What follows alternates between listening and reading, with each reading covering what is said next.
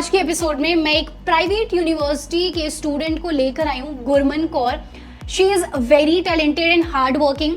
मुझे लगा कि आप सभी को उनकी स्टोरी ज़रूर से सुननी चाहिए। She prepared all the things, अपने आप से रिसोर्सेज यूज़ किए अलग अलग जगह से। She has talked about everything, कैसे प्रिपेयर किया, कॉलेज के साथ इतना सब कुछ कैसे मैनेज किया, क्योंकि आप में से बहुत लोगों का यही प्रश्न होता है कि हम कॉलेज के साथ सब कुछ कैसे मैनेज करें, राइट?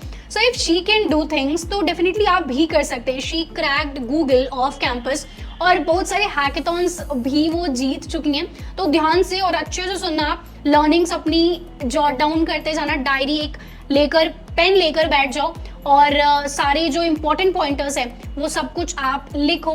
एंड वंस अगेन, कैसा लग रहा है ये मिशन प्लेसमेंट चैलेंज कमेंट्स में बताओ। इतना सारा आप लोग प्यार दे रहे हो, मुझे बहुत ज़्यादा अच्छा लग रहा है। पूरी टीम काफ़ी मोटिवेटेड है आप लोग के लिए क्वालिटी कंटेंट लाने के लिए, ठीक है? तो लेट्स रोल द शो। काफ़ी लोग एस्पायर करते हैं, काफ़ी लोग का ड्रीम होता है कि वो टॉप पीवीसीज में जाएं, स्टार्टअप्स में काम करें। तो आपको ये अपॉर्चुनिटी सबसे पहले कैसे मिली? तो 3-4 महीने तो मैंने बहुत ही एप्लीकेशन करी है और मैं अभी तक काउंट कर रही हूँ, मेरे को 62 रिजेक्शंस आ चुकी है। प्लस मेरे को लगता है कि मेरे रिज्यूमे को थोड़ा सा गोल्डन बना देता है डेफिनेट। कई लोग सेम ही चीज़ हर जगह चिपका देते हैं और फिर एक्सपेक्ट करते हैं कि सिलेक्ट हो जाए, जो कि मुश्किल है।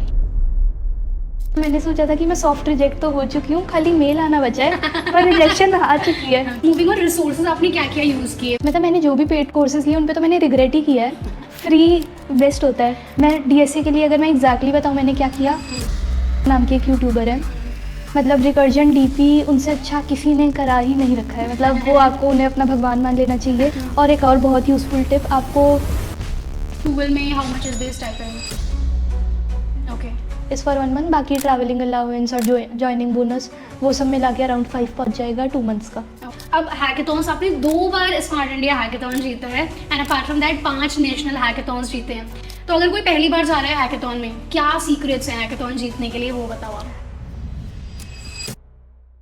हेलो एंड नमस्ते एवरीवन। मिशन प्लेसमेंट चैलेंज के इस एपिसोड में हमारे साथ हैं Gurman Kaur. She is a college student. आप लोग की तरह वो भी कॉलेज में भी पढ़ाई कर रही हैं, but she has achieved a lot of things. इन्होंने गूगल क्रैक किया है, डीआरडीओ में पिछले साल 2024 में इन्होंने इंटर्नशिप करी है। अपार्ट फ्रॉम दैट बहुत सारी और भी अचीवमेंट्स हैं। तो इनकी भाषा में एक बार इनसे पूछते हैं इनका इंट्रोडक्शन। और अपार्ट फ्रॉम दिस, लाइक काफ़ी सारी इंस्पायरिंग स्टोरीज़, काफ़ी ऐसे मोटिवेशनल चीज़ें आपके बारे में मुझे पता चली हैं। तो एक बार आप खुद से अपने बारे में बताएं।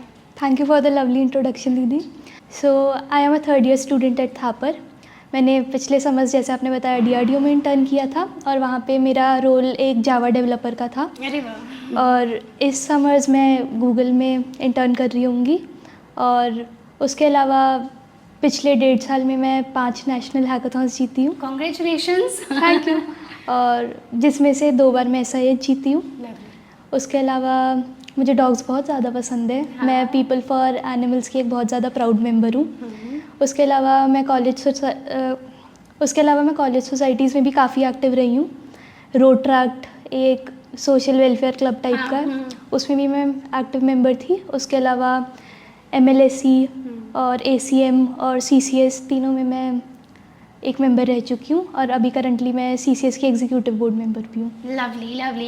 And I got to know you from the dogs वाला जो क्लब जिसके आप मेंबर हैं। You use to post a lot about dogs की ऐसे ये करना चाहिए, and you use to ask on Twitter की शेल्टर और ये सब चीज़ें। तो I got to know about you from there and lovely profile. मुझे डिस्टिंक्टली याद है, मैंने एक थ्रेड डाला था, why you should adopt stray dogs over fancy dogs. हम उस वाले थ्रेड पे कनेक्ट किए थे। लवली, इतना आपको याद है कि इस अमेजिंग। ठीक है, यू आर डूइंग अमेजिंग। पहले तो congratulations for all your achievements. और अब शुरुआत हम करते हैं गूगल इंटरव्यू, जो पूरा प्रोसेस था उससे शुरुआत करते हैं। बिकॉज काफ़ी लोग एस्पायर करते हैं, काफ़ी लोग का ड्रीम होता है कि वो टॉप पीवीसीज में जाएं, स्टार्टअप्स में काम करें, बट कहीं ना कहीं बहुत सारा लाइक डाउट होता है, लैक ऑफ गाइडेंस होता है, राइट? क्योंकि बहुत सारे ऐसे जैसे सेमिनार्स के लिए मैं जाती हूँ, राइट? तो चलो थापर इज़ लाइक एनवायरनमेंट आप लोग को मिल रहा है, बहुत सारे ऐसे कॉलेजेस हैं जहाँ पे बिल्कुल एनवायरनमेंट नहीं मिलता है, राइट? कोडिंग का कोई नॉलेज ही नहीं है, ना प्रोफेसर्स बता रहे हैं, ना वो एनवायरनमेंट है कुछ भी। तो आई थिंक आप जो चीज़ें बताएंगी वो इन लोग के काफ़ी काम आने वाला है ना? तो आपको ये अपॉर्चुनिटी सबसे पहले कैसे मिली? गूगल की करियर वेबसाइट पे ही अप्लाई किया था। अच्छा, बेसिकली ऑफ कैंपस आपने किया है? हाँ जी। अमेजिंग। ऑन कैंपस मेरी बार्कलेज लगी थी, अच्छा। बट ऑफ कैंपस मेरी गूगल लगी। ओके, तो बार्कलेज लाइक दोनों इसी समर के लिए था? दोनों इसी समर के तो लिए यू थी, had to choose one. Okay, तो ऑब्वियसली गूगल। राइट। तो मेरे को ये पता चला था मेरे फ्रेंड्स के थ्रू ही। अच्छा। मतलब बहुत सारी कम्युनिटीज़ हैं, मतलब जैसे कि आप भी हमें बताते रहते हो कहाँ कहाँ जी। क्या क्या आ रहा है। उसके अलावा अर्श गोयल, हाँ। विशाल, ऐसे करके बहुत सारी कम्युनिटीज़ हैं जो मैंने सब ज्वाइन कर रखी थी। अच्छा। और मैं रोज़ दिन में 3 बार वो खोलती थी और जो भी एप्लीकेशन आती थी मैं सब भरती थी। तो 3-4 महीने तो मैंने बहुत ही एप्लीकेशंस भरी हैं और मैं अभी तक काउंट कर रही हूँ, मेरे को 62 रिजेक्शंस आ चुकी हैं। तो उसमें से एक एक्सेप्टेंस आ गई, तो अब वो रिजेक्शंस का बुरा कम लगता है पर तब तो एक एक रिजेक्शन बहुत भारी होती थी। तो मैंने अप्लाई किया था, इन्हीं में से एक चैनल से मुझे पता चला होगा, ठीक है। और फिर मैंने करियर वेबसाइट पर अप्लाई किया। हाँ जी। उसके बाद एक नॉर्मल स्क्रीनिंग कॉल थी सबसे पहले हमारी, और वो स्क्रीनिंग कॉल में वो मोटा मोटा आपसे रिज्यूमे पूछते हैं कि आपने जो लिखा है वो सच में लिखा है या नहीं लिखा, आपकी CGPA कितनी है, राइट। आप बात कैसे कर रहे हो। मेजरली वही चीज़ें रहती हैं, आपने लीड कोड पे क्वेश्चंस कितने करे, आप कौन कौन से प्लेटफॉर्म्स पे कोड करते हो। तो ये सब बेसिकली एक और चीज़, जो आपने करियर पोर्टल पे अप्लाई किया, रेफरल नहीं लिया था, राइट? No. जस्ट अप्लाई किया था। बल्कि मैंने दूसरे रोल्स के लिए लिया रेफरल लिया था, था and और उसमें मेरे को रिजेक्शन सेम डे आ गई सेम थी। प्रोफाइल था, same job role. Application intern था जिसके लिए मैंने रेफरल लिया था, SD था जिसके लिए मैंने रेफरल नहीं लिया था, और सरप्राइजिंगली जिसमें रेफरल नहीं लिया था that worked out. May be like Resume, match हुआ होगा रेज्यूमे और JD एवरीथिंग, राइट? हम्म। कूल। सो इसमें लाइक आपने कुछ ऐसा रेज्यूमे के लिए भी कुछ स्पेशल किया था कि ATS फ्रेंडली बनाते हैं या फिर कीवर्ड्स का ध्यान रखते हैं, ऐसा कुछ? बिकॉज कहीं ना कहीं बहुत सारे स्टूडेंट्स यहीं पे फंस जाते हैं कि सेलेक्ट ही नहीं हो रहा रेज्यूमे ही। हाँ, तो मेरा मतलब मैंने आज तक बहुत सारे रिज्यूमे की वेरिएशंस बनाई हैं। हर कंपनी के हिसाब से मैं टेलर तो ज़रूर करती हूँ मैं जहाँ भी अप्लाई कर रही हूँ।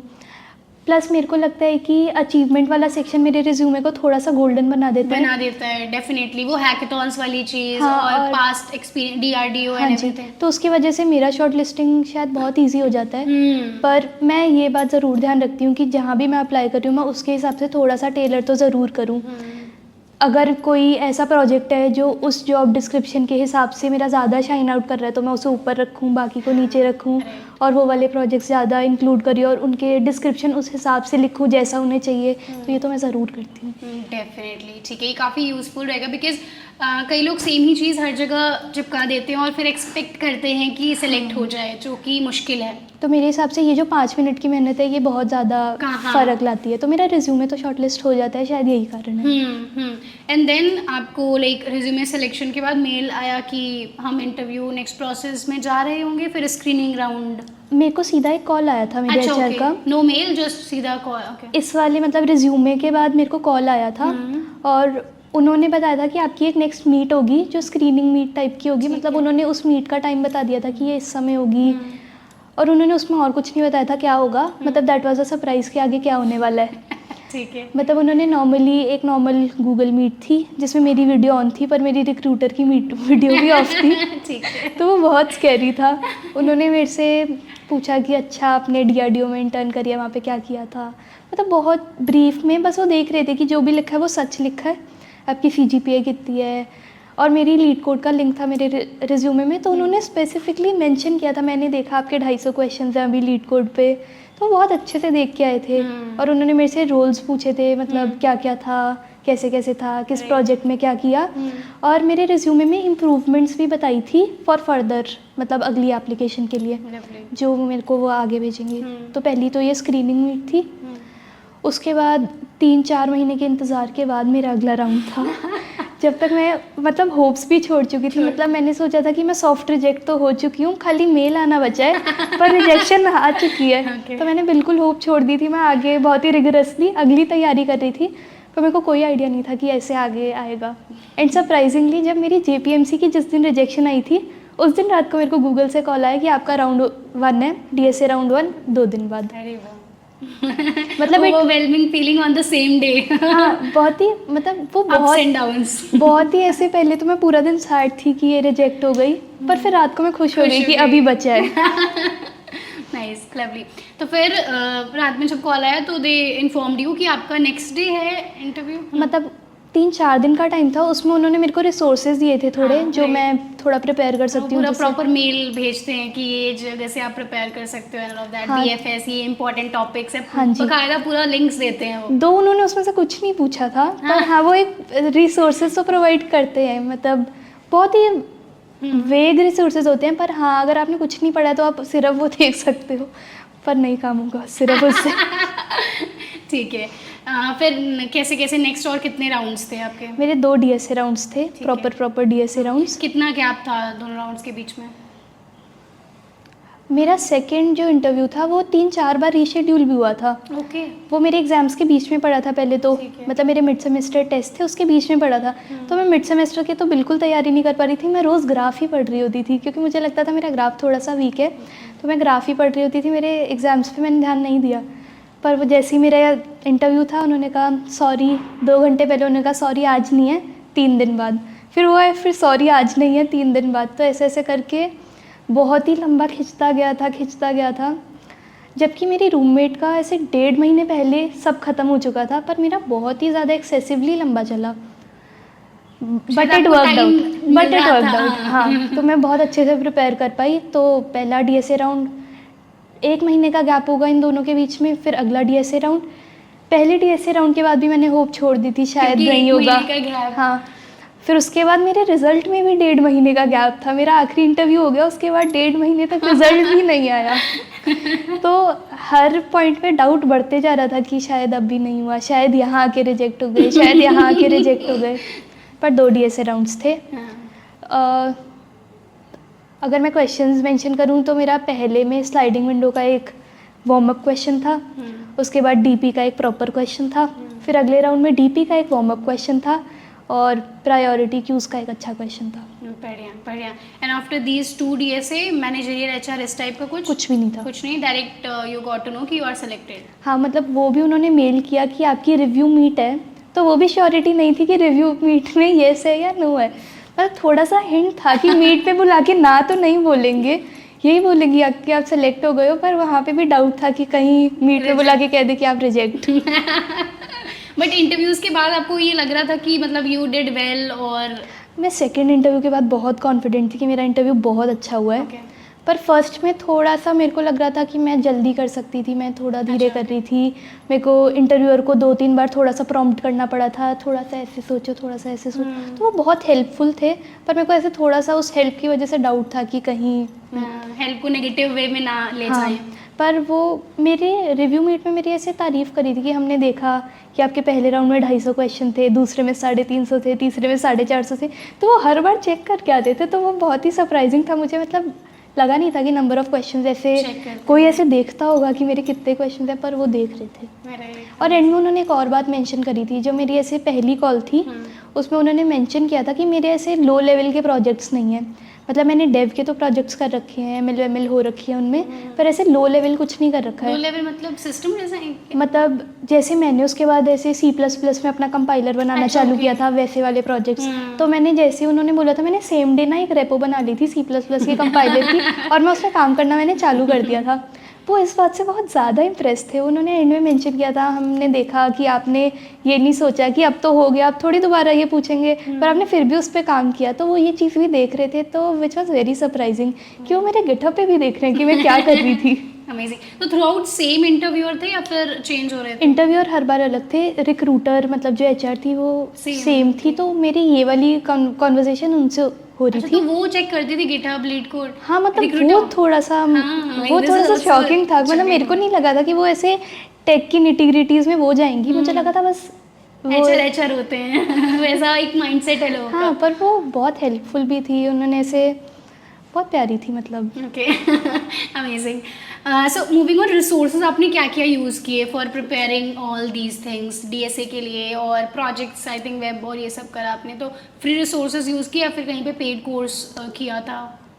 मतलब मैंने जो भी पेड कोर्सेज लिए उन पे तो मैंने रिग्रेट ही किया है।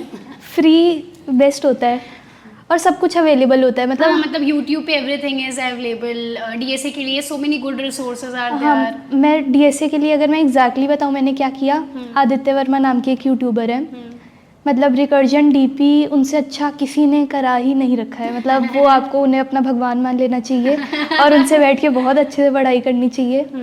और उसके अलावा स्ट्राइवर ए टू जी, जितनी जल्दी आप मान लो कि यही शीट इज़ द शीट, उतनी जल्दी मतलब अच्छा रहेगा। तो स्ट्राइवर और आदित्य वर्मा। और सिस्टम डिज़ाइन वगैरह आपने वो मैंने अब पढ़ना शुरू किया है पर तब नहीं किया था। मतलब मेरे पूछा से भी नहीं था कहीं नहीं पूछा था।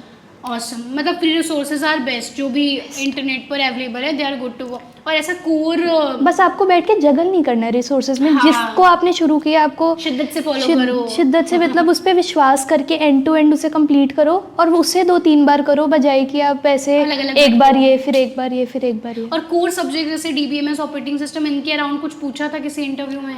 मतलब गूगल में तो नहीं पूछा था पर बाकी कंपनीज में डीबीएमएस सीएन थोड़ी पूछी थी। उसके लिए कोड हेल्प पे जो अवेलेबल है और गीक्स फॉर गीक्स के आर्टिकल्स गुड इनफ होते हैं। और एक और बहुत यूज़फुल टिप, आपको जो भी आप कंपनी का इंटरव्यू दे रहे हो आपको उसके इंटरव्यू एक्सपीरियंसेस पढ़ के उसके हिसाब से थोड़ी तैयारी 1 हफ्ता करनी चाहिए। आपको बहुत सारे आर्टिकल्स मिल जाएंगे इंटरव्यू एक्सपीरियंसेस के, तो वो बहुत ज़्यादा हेल्पफुल होते हैं। और मतलब कई सारे क्वेश्चन रिपीट हो जाते हैं तो वो बहुत ज़्यादा देख के जाना चाहिए।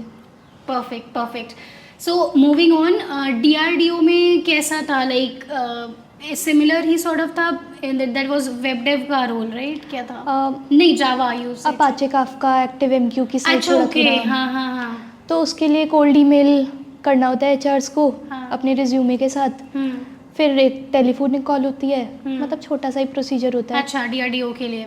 और कितना लाइक इन कंपनीज में लाइक इंटर्नशिप स्टाइपेंड कैसे कितना वेरी करता है? डीआरडीओ इज तो अनपेड। अच्छा, ओके। उनका बस एक सर्टिफिकेट तरीके से एक्सपीरियंस आपके उसमें ऐड हो जाता है।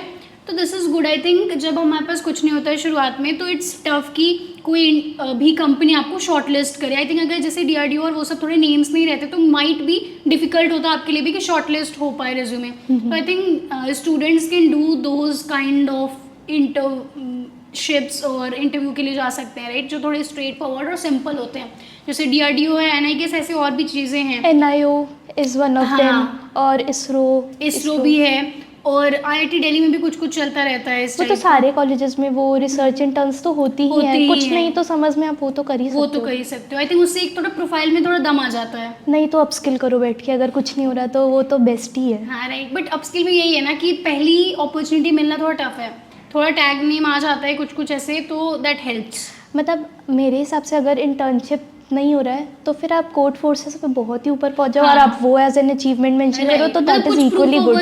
बिल्कुल, मतलब proof of work is very necessary. Perfect.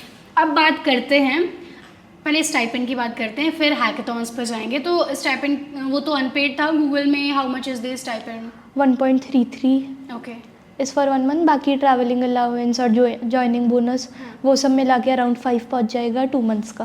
Okay, amazing. तो ये लाइक डिफर भी करता है कि ऑन कैंपस है, ऑफ कैंपस है? कुछ ओके, सिमिलर ऑलमोस्ट सबका ऐसा ही रहता है। मतलब गूगल का तो जितना मेरे को मतलब गूगल ऑन कैंपस तो आती ही नहीं है थापर में। तो ये तो ऑफ कैंपस ही था, तो इसकी 1.33 थी। परफेक्ट, ठीक है। अब हैकेथॉन्स आपने 2 बार स्मार्ट इंडिया हैकेथॉन जीता है, and apart from that 5 national hackathons जीते हैं। तो अगर कोई पहली बार जा रहा है हैकेथॉन में, क्या सीक्रेट्स हैं हैकेथॉन जीतने के लिए, वो बताओ आप। मतलब मैंने जब से मैं कॉलेज एंटर करी हूँ, मैंने फर्स्ट ईयर में अपने कॉलेज की जितनी भी हैकेथॉन्स होती है अराउंड 8-9 मैंने सारी लगाई हैं। अभी तक कितनी पार्टिसिपेट किए, कितने हैकेथॉन्स में?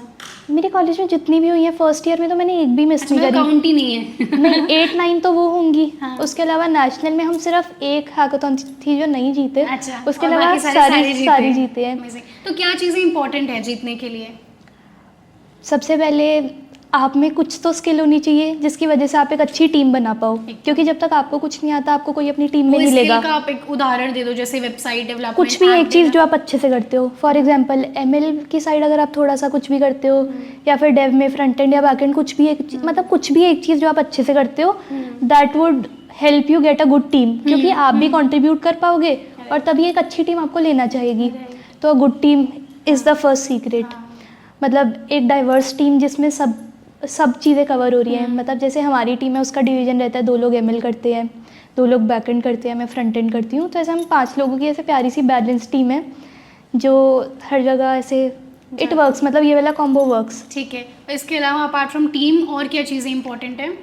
उसके अलावा building the idea is secondary, the idea is primary. हाँ। अगर आपके आइडिया में ही दम नहीं है, आप उसमें कितना भी हाई टेक यूज़ कर लो, दैट वोंट वर्क। मतलब अगर वो एक्चुअली कुछ सॉल्व ही नहीं कर रहा, अगर जो पर्पस था एक हैकाथॉन का वो वही फुलफिल नहीं कर रहा, तो फिर आप जितना भी आपको टेक आता है इट वोंट वर्क। राइट। तो सबसे इम्पॉर्टेंट है एक बहुत ही ज़्यादा अच्छा आइडिया। आपको बैठ के आइडिएट करने में ज़्यादा टाइम लगाना चाहिए जाने से पहले। मतलब जैसी प्रॉब्लम स्टेटमेंट्स आती हैं आपको बैठ के ऐसे अच्छे से आइडिएशन टीम के साथ बैठ के करनी चाहिए, दैट इज़ वेरी इंपॉर्टेंट। उसके अलावा अडेप्टेबिलिटी टीम में होनी चाहिए। मतलब अगर कोई कुछ कह रहा है कि ऐसे नहीं ऐसे करना चाहिए, ऑन द स्पॉट चेंजेस जो होते हैं। उसके अलावा कुछ वर्क नहीं कर रहा तो ऑन द स्पॉट पैनिक ना करके चीज़ें संभालना, तो वो सब बहुत इम्पोर्टेंट है। अमेजिंग। आई थिंक काफ़ी सारी यूज़फुल इन्फॉर्मेशन आज के पॉडकास्ट में ऑडियंस को मिली होगी। बट एक लास्ट चीज़, आपकी ही एज के काफ़ी सारे स्टूडेंट्स हैं जो बहुत स्ट्रगल कर रहे हैं, right? But you have cracked a lot of good things. तो ऐसा क्या चीज़ है जो आप अच्छा कर रहे हो वो गलत कर रहे हैं? ऐसी कौन सी बेसिक मिस्टेक है आपके अकॉर्डिंग? बिकॉज आई थिंक आपके बैच में भी काफ़ी स्टूडेंट्स होंगे जिन्होंने अभी तक एक भी इंटर्नशिप भी नहीं करी होगी। तो क्या डिफरेंस है बेसिक? सबसे पहले तो मेरे को लगता है कि कई लोग तो बहुत सारा कुछ कर रहे हैं उनका तो भी नहीं हो पा रहा है, तो थोड़ा सा लक फैक्टर भी आ जाता है। मतलब हाँ 70-80% मेहनत होती है, पर एट द एंड थोड़ा सा लक इन्वॉल्व होता है हर जगह। तो 2 तरह के लोग हैं, जो बहुत कुछ कर रहे हैं उनका नहीं हो पा रहा, और एक तो करना ही नहीं चाह रहे। हाँ जो कर ही नहीं रहे हैं, जो कर ही नहीं रहे हैं मतलब तो उनका तो बात ही अलग है। पर फोकस्ड होना चाहिए। मतलब रोज़ आपको थोड़ी थोड़ी मेहनत करनी चाहिए। मतलब ऐसा कोई भी दिन नहीं जाना चाहिए जो आप बिल्कुल खाली बैठे हो। अगर आप रोज़ कुछ कुछ कर रहे हो तो एंड में सब काम हो जाएगा अपने आप, एंड अच्छा ही होगा। मतलब मेहनत कभी वेस्ट नहीं होगी। मतलब जैसे मैं अपनी बात करूँ, मेरी अभी लीड कोड पे 450 के अराउंड डेज़ की स्ट्रीक है। तो मैं पिछली फरवरी से लगातार DSA रोज़ ही कर रही हूँ। मतलब बीच में 1-2 दिन आते हैं, मतलब वो लो डेज सबके आते हैं, मतलब वो छोड़ के आपको रोज़ कुछ ना कुछ करने चाहिए। मतलब वो सबसे अच्छी चीज़ होगी। उसके अलावा बस यही की है, मतलब आपको रोज़ मेहनत करनी चाहिए। Consistency is important. हाँ, और कभी भी अपने आप पे डाउट नहीं करना चाहिए। जितनी भी रिजेक्शंस आए, पर अगर आपकी मेहनत, आप अच्छे से मेहनत कर रहे हो तो एंड में चीज़ें अपने आप ठीक हो जाएंगी।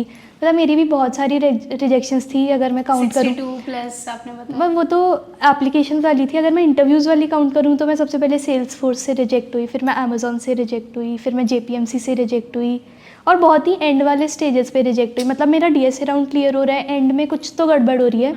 तो हर इंटरव्यू में मेरे को कुछ तो सीखने को मिला। जैसे सेल्सफोर्स की वजह से मेरा ग्राफ बहुत स्ट्रॉन्ग हो गया, अमेज़ॉन की वजह से मेरा ट्रीज बहुत स्ट्रॉन्ग हो गया। हर में मैं अपने कोर सब्जेक्ट्स रिवाइज करके जा रही थी, तो everything prepared me for this good opportunity.